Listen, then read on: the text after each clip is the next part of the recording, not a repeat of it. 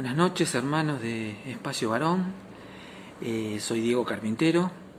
Hay hermanos que me conocen de muchos años. Tengo casi 30 años que estoy viniendo a Vicente López.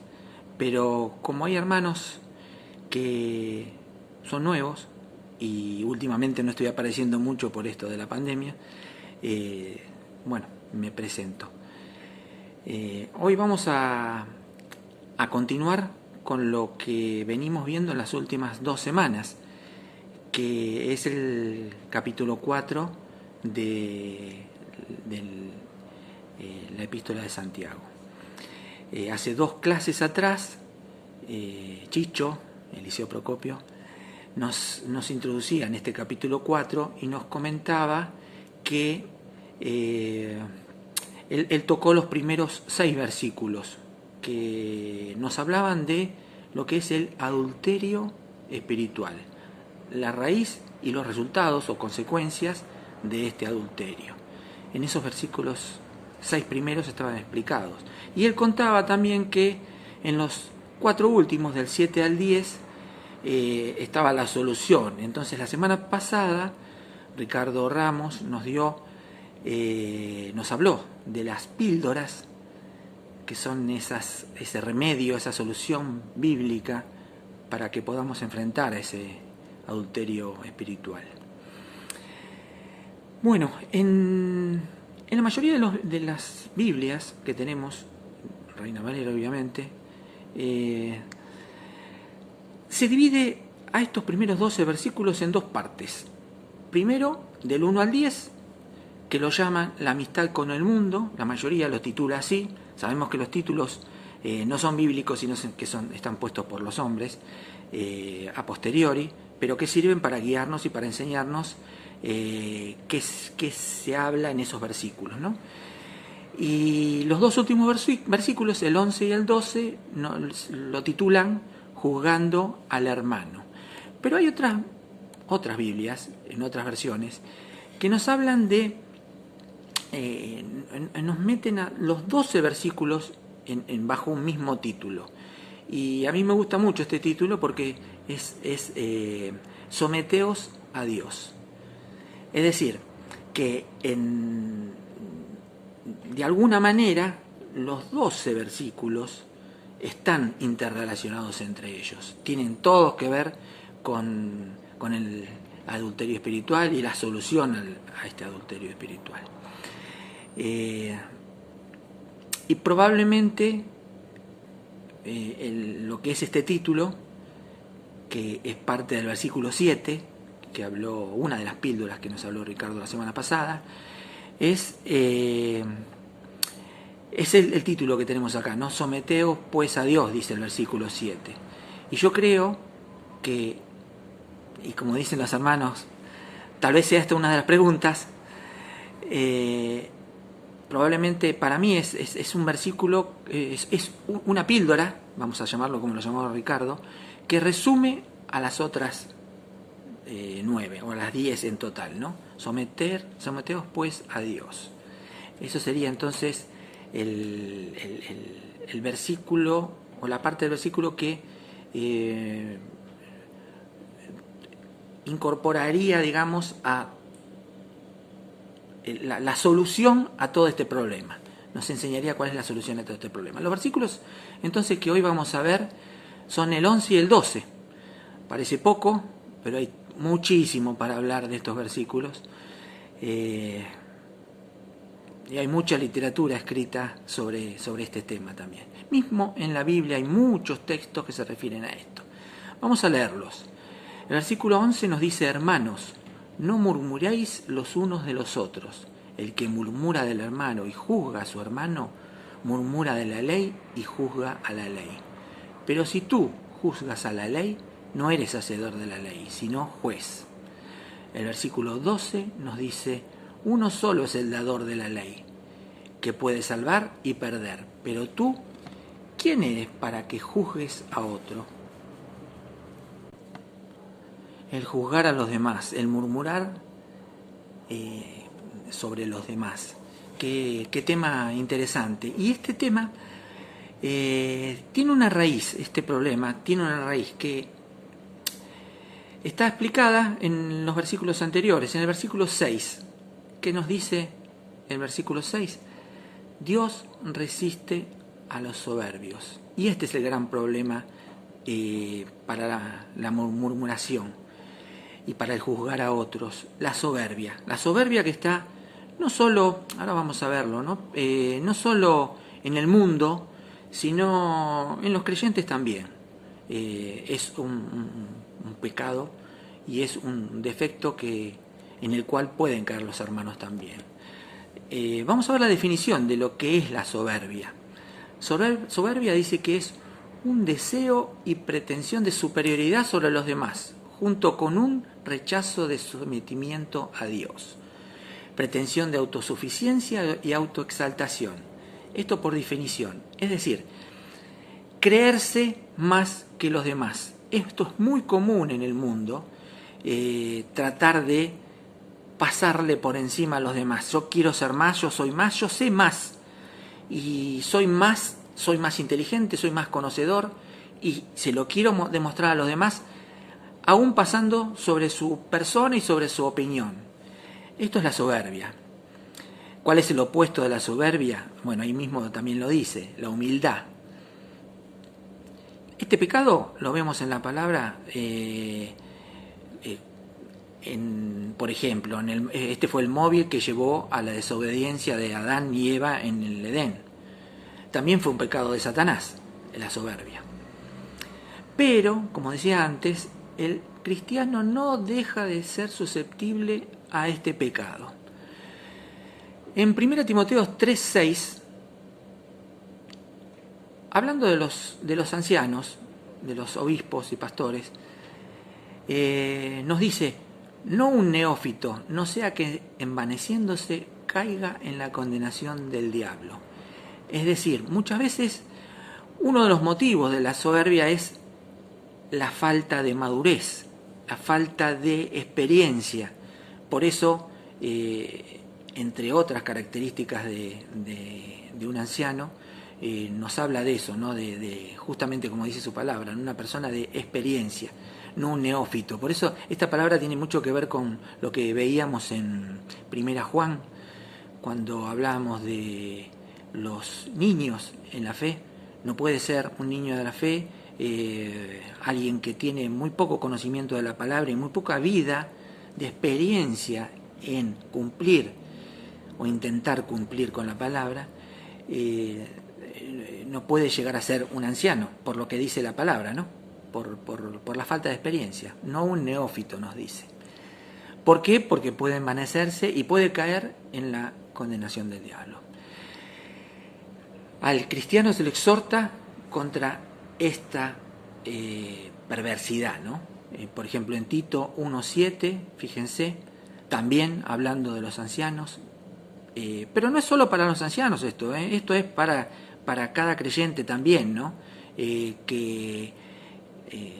Fijémonos, acá habla, el versículo nos habla del obispo. Saquemos el obispo y nos habla de cristiano. Dice, porque es necesario que el obispo sea irreprensible como ministrador de Dios, no soberbio, no tenemos que ser soberbios, no iracundos, no dados al vino, no pendencieros, no codiciosos de ganancias deshonestas.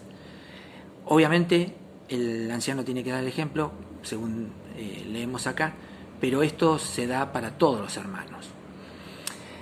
La soberbia es, sin embargo, para el mundo, no para el creyente, es un ideal. Es un ideal porque es la manera de llegar a ser ese superhombre fuerte, agresivo y competente, pero competente no en cuanto al conocimiento, sino competente en cuanto a la competencia. Alguien que sepa competir para ganarle a los otros. Y se deja de costado, se deja de lado la compasión y la ayuda para los más débiles. Este estado de soberbia es muy aborrecido por Dios. Y vamos a ver un par de ejemplos. En Isaías, Isaías 2, la primera parte del versículo 11, dice, La altivez de los ojos del hombre será abatida y la soberbia de los hombres será humillada. Hay un castigo en la soberbia, no se la lleva de arriba el soberbio. Y lo conduce al más desastroso de los fines, según algunos textos que leemos. Hay muchos más de esto. Yo saqué un par, pero sobre lo que Dios opina sobre la soberbia, que está escrito mucho en el Antiguo Testamento, hay muchísimos versículos que nos hablan. Yo daba un par de ejemplos nada más, pero fíjense lo que dice en Proverbios 15, la primera parte del versículo 25. Dice: Jehová asolará la casa de los soberbios. Y como decía antes, un gran castigo para aquellos que caen en este pecado. Habiendo visto la principal causa por la que podemos llegar a caer en la murmuración, vamos a ver algunos textos que nos van a ayudar a analizar un poco más estos dos versículos. Seguimos abriendo la palabra. En Mateo 7, del 1 al 5, son textos muy conocidos por todos. Dice: no juzguéis para que no seáis juzgados, porque con el juicio con que juzgáis seréis juzgados, y con la medida con que medís os será medido. ¿Y por qué mirás la paja que está en el ojo de tu hermano y no echas de ver la viga que está en tu propio ojo? ¿O cómo dirás a tu hermano: déjame sacar la paja de tu ojo, y he aquí la viga en el ojo tuyo? Hipócrita, saca primero la viga de tu propio ojo, y entonces verás bien para sacar la paja del ojo de tu hermano. Esto que nos dice Jesús de no juzguéis se refiere a la crítica que realizamos contra otros hermanos, el juicio que realizamos sobre otros hermanos sin tener ningún derecho a ser jueces, ¿no? ¿Y qué es lo que hacemos, no? Generalmente cuando se murmura de otro, lo que hacemos es menospreciarlo y decir que él es menos y decir que yo soy más. Ese es el error y el defecto de este pecado. Nos sentimos superiores a los hermanos al juzgarlos. ¿Cuál es nuestra meta principal que nos decían estos versículos? La edificación de los unos para con los otros, no destruirnos los unos a los otros con críticas. ¿Quién es el juez? ¿Soy yo el juez? ¿Es mi hermano el juez? ¿Es el pastor el juez? ¿Es el papa el juez? No, el juez es uno solo y es nuestro Señor Jesucristo. Y al tomar su lugar, estamos usurpando la autoridad y la posición que Él tiene y que nosotros tenemos cuando juzgamos a los otros. ¿Y cuál es la peor consecuencia y el peor pecado que podemos cometer? Que al juzgar a los demás podemos arruinarle la vida a los hermanos.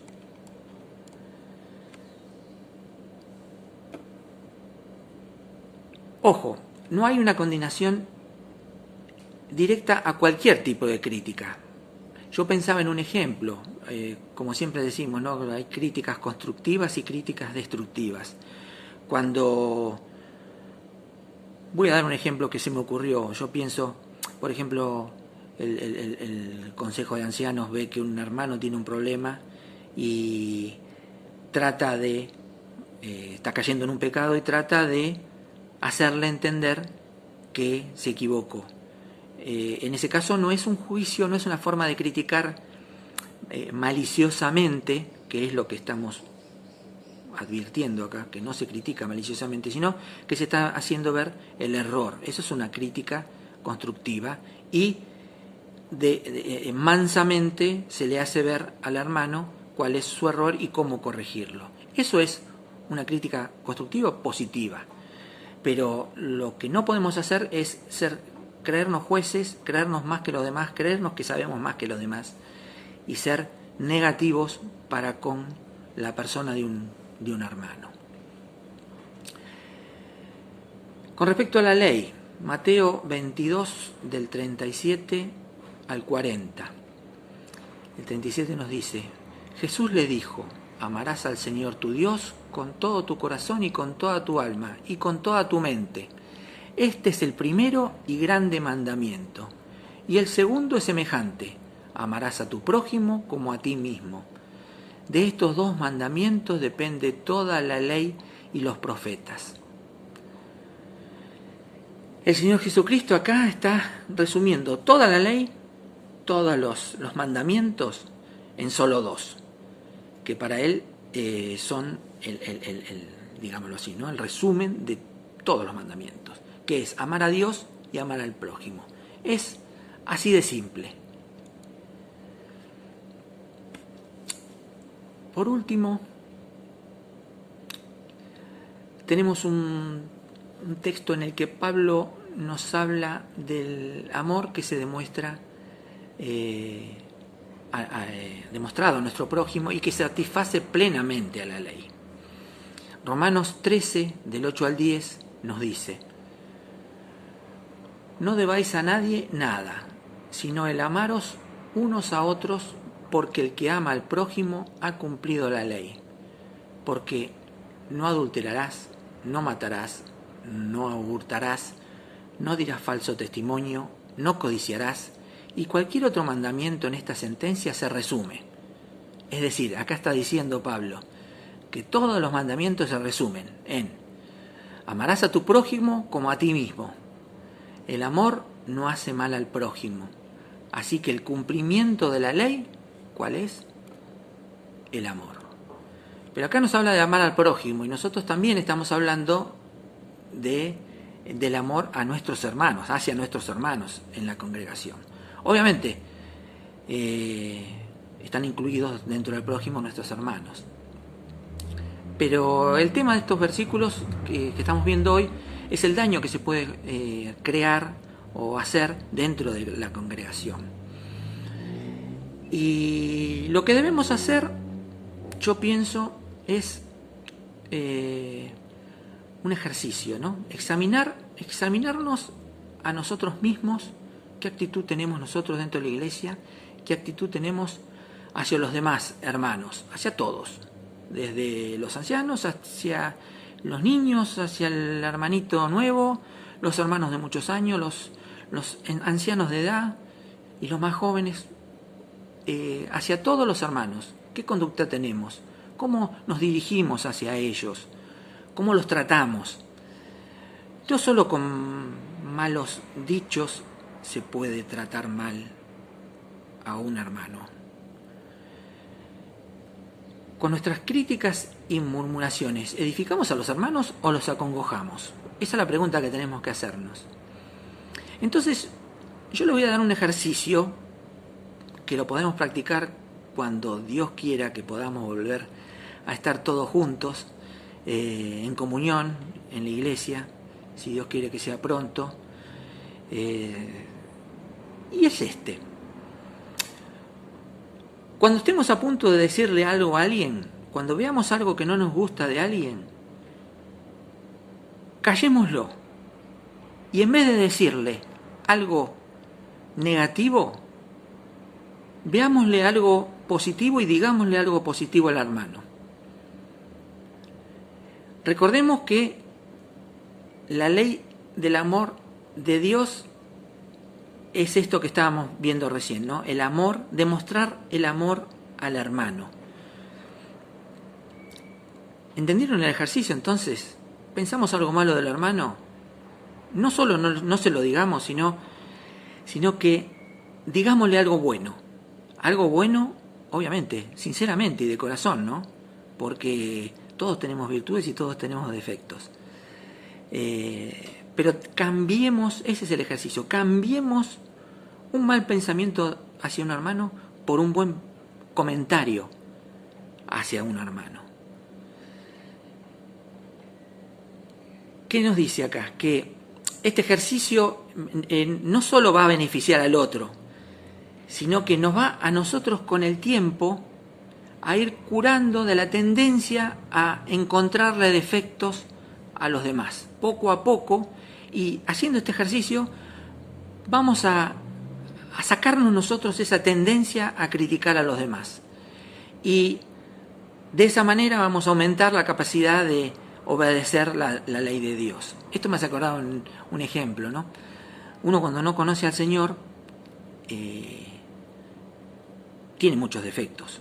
Yo, por ejemplo, decía como todo el mundo, ¿no? Decía malas palabras. Y bueno, para aquellos que me conocen de mi vida de casado con mi señora, Viviana, tuvimos 20 años casados, hasta que el Señor la llamó a su presencia.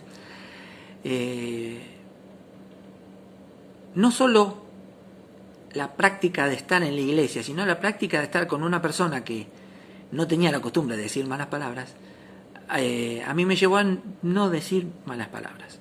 Realmente es el ejemplo siempre sirve. No solo el ejemplo que vemos en el Señor en la palabra, sino el ejemplo de los hermanos. Los hermanos también nos ayudan. Vuelvo al ejercicio. La práctica de este ejercicio de cambiar un mal comentario por un buen comentario nos va a contagiar y nos va a pasar de uno a otro y va a ser positivo para nuestra iglesia o para cualquier iglesia que lo practique. Así que les dejo este ejercicio para que vayan viendo cómo llevarlo a cabo en el día a día, en la medida que puedan acercarse y estar con los hermanos. Cuando estemos en la iglesia va a ser todo mucho más fácil, pero esperemos que este cambio de actitud nos sirva, este estudio de hoy nos sirva para tener este cambio de actitud en el que todos caemos. Yo primero, eso quiero que lo sepan. Y quiero ponerlo a práctica también yo, lo aprendí, lo leí, lo estudié, y quiero yo también ponerlo en práctica y quiero que los hermanos también lo hagan. Así que bueno, vamos a ver las preguntas. Tenemos 4 preguntas. La primera dice: volvé a mencionar cuáles son las 10 píldoras o remedios para enfrentar el adulterio espiritual presentes en los versículos 7 a 10 que vimos la vez pasada con Ricardo, y decinos en cuál de ellas podrían estar resumidas todas las demás. ¿En cuál de esas píldoras? Segunda pregunta: ¿cuál es la raíz de las murmuraciones? Acuérdense que lo vimos. A tu entender. ¿Por qué? Acá les pediría un poco más de explayarse un poco más en el por qué. Es ese, ¿no? La pregunta 3 dice: ¿hay hermanos con derecho a juzgar a los demás? Pregunta: ¿hay hermanos con derecho a juzgar a los demás? Y explicar por qué. Y la última pregunta dice: ¿cuál es lo que veíamos recién? ¿Cuál es el ejercicio que hoy te propusimos para ser conocedor de la ley de Dios? Y mi última reflexión antes del amén es: ponelo en práctica, porque yo también lo voy a hacer. Amén.